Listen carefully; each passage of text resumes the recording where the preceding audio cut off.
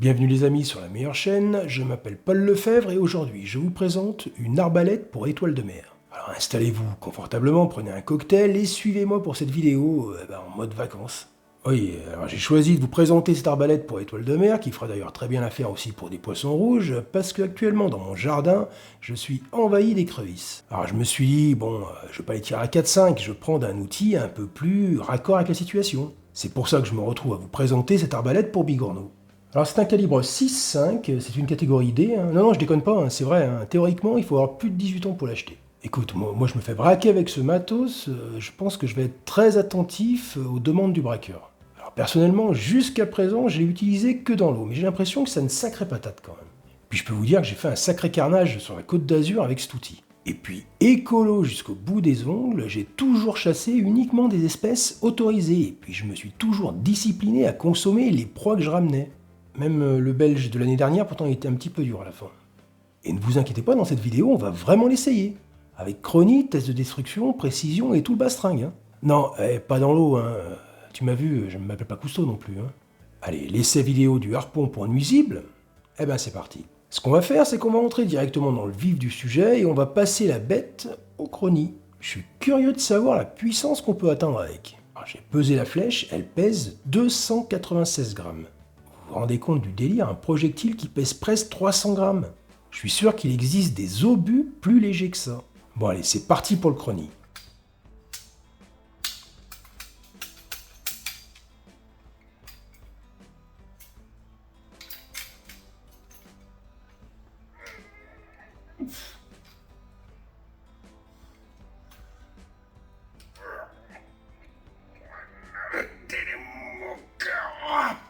Alors l'élastique dans le grenier, il est un petit peu séché.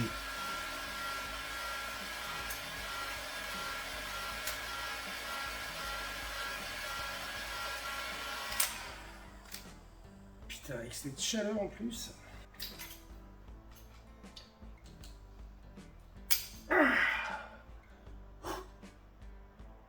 Premier cran.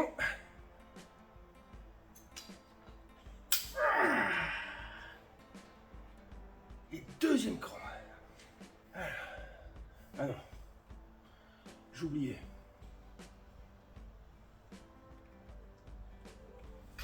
Alors, ça aurait vraiment été ridicule d'utiliser un harpon sans masque.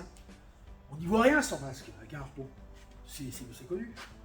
Alors, au passage, à admirer le travail, il y a quand même 3 caméras synchronisées. Pour réceptionner la flèche, j'ai mis 2 panneaux de porte de 21 mm d'épaisseur chacun. On est à 7 mètres de distance. Oups, j'avais oublié d'enlever la sécurité. Tu loupes le poisson de ta vie à cause de ça, tu te flingues.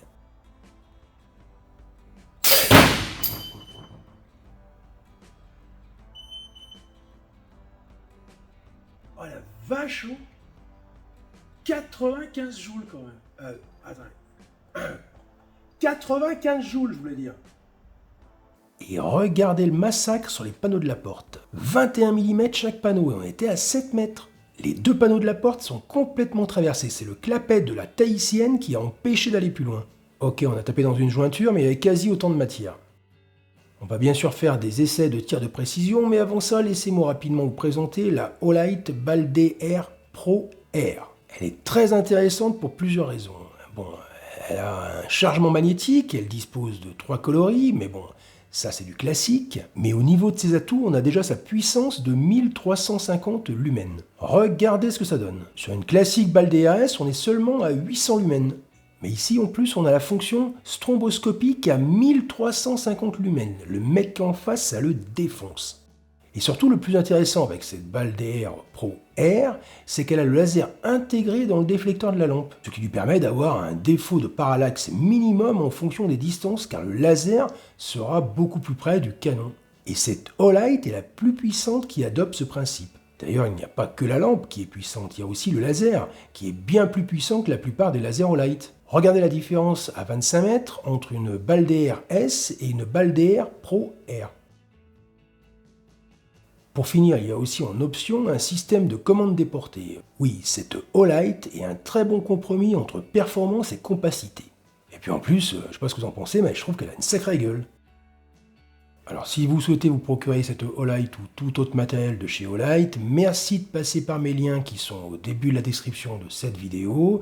Dans cette description, vous y trouverez mes liens, mais aussi un code promo vous permettant d'avoir une remise de 10% sur tout le catalogue Olight. Alors d'avance, merci pour votre soutien. En plus, à partir du 14 et du 15 août, il y a des grosses promos chez Olight. Bon allez, on retourne à la vidéo et on est parti pour les tirs de précision. On est toujours à 7 mètres. Oui, j'ai mis une cible qui était plus dans le thème. Tout à l'heure, lors du tir avec le chrony, j'ai commencé à regarder un petit peu où elle tirait.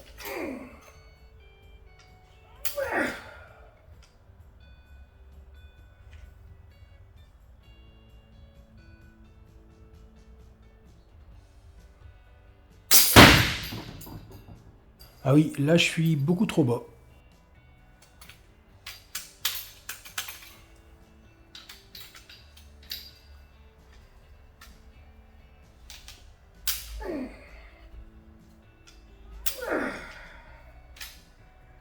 Oh, ça nique.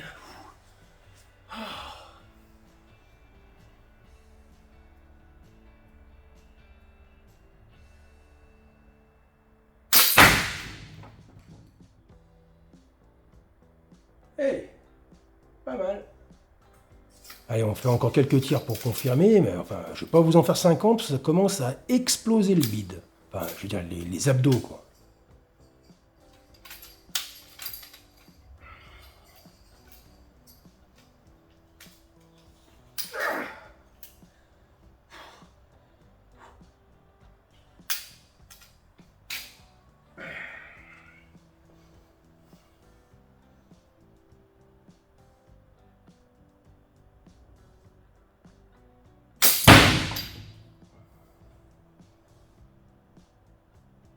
Quand même, hein.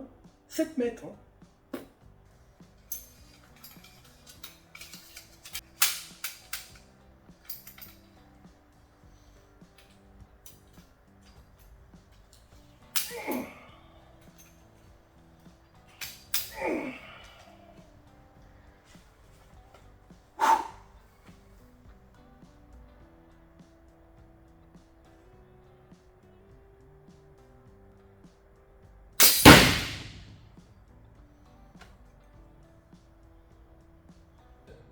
Alors, résultat des courses, le groupement, il fait 9 cm de haut. On est à 7 mètres. Bon, ok, par contre, je visais par ici, hein, pour arriver à toucher à peu près le centre. J'ai toujours visé à peu près par là. En gros, je manquais un peu de précision en visant dans un endroit qui n'était pas bien précis, quoi, au niveau du point de visée. Mais malgré tout, j'ai eu 9 cm de haut. Et bon, le décalage sur la largeur, il est quasi insignifiant. Ah, je suis vraiment étonné, je pensais pas du tout arriver à voir l'écrevisse ou le homard. Et là maintenant, petit essai de la portée de ce harpon. J'ai pas la moindre idée de la distance que la flèche peut atteindre.